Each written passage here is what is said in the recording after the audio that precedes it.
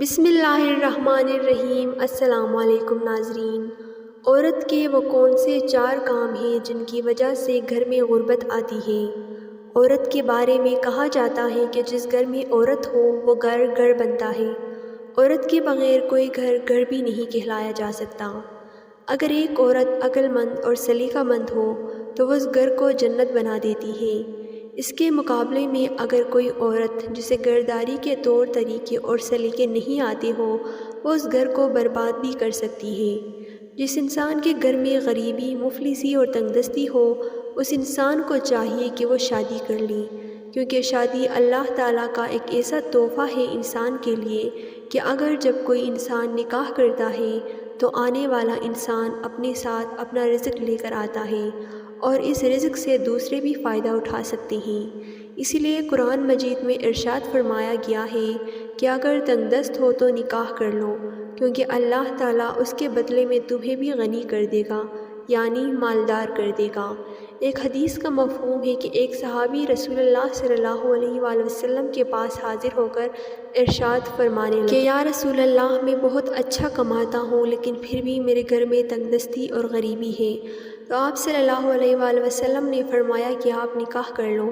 تو اس صحابی نے عرض کیا کہ یا رسول اللہ، میرا نکاح ہو چکا ہے۔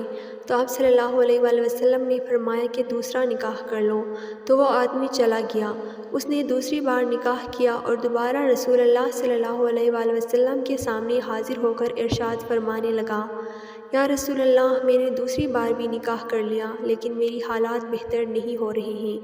تو آپ صلی اللہ علیہ وآلہ وسلم نے ارشاد فرمایا کہ پھر نکاح کرو، یعنی تیسری مرتبہ نکاح کرو۔ وہ آدمی چلا گیا، اس نے تیسری بار نکاح کیا۔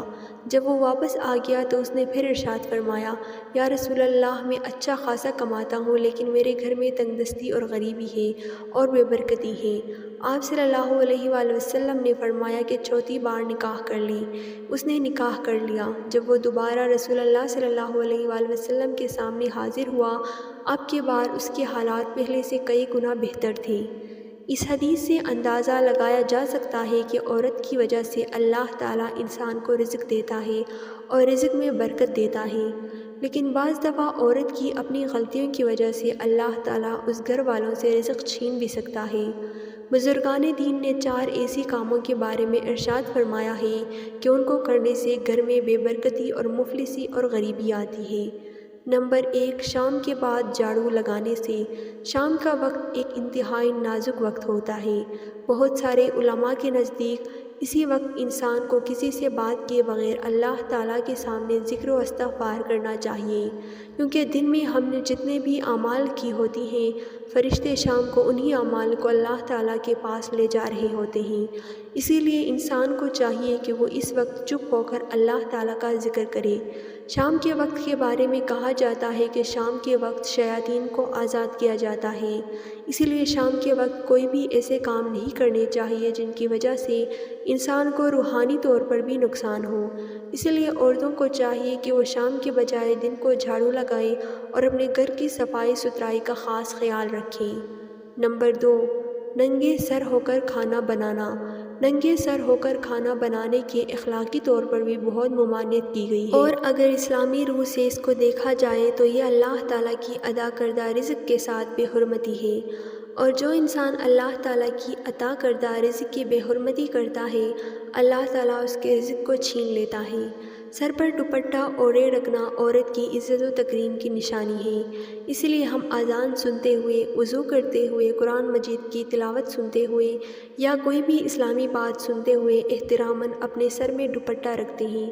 رزق اللہ تعالیٰ کی سب سے بڑی نعمت ہے، لہٰذا اس کی بے حرمتی نہیں کرنا چاہیے۔ نمبر 3، ٹوٹے ہوئے برتن میں کھانا کھانا۔ ٹوٹے ہوئے برتن میں کھانا کھانے کی اللہ تعالیٰ کے رسول صلی اللہ علیہ وآلہ وسلم نے ممانعت کی ہے۔ ٹوٹے ہوئے برتن میں کھانا کھانا مفلسی اور غریبی کی نشانی ہے۔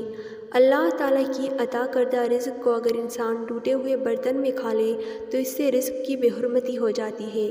اگر اللہ تعالیٰ نے کسی کو صاحب استطاعت بنایا ہے تو اس کو چاہیے کہ وہ خوبصورت برتن میں کھانا کھائے۔ اللہ تعالیٰ نے قرآن مجید میں جنت میں موجود خوبصورت برتنوں کا ذکر کیا ہے جو کہ سونے چاندی سے بنے ہوئے ہوں گے، ان کو بیان کرنے کے بہت سارے مقاصد ہو سکتے ہیں، لیکن ایک مقصد یہ بھی ہے کہ رزق کو ہمیشہ خوبصورتی سے پیش کر کے اس کو کھا لینا چاہیے۔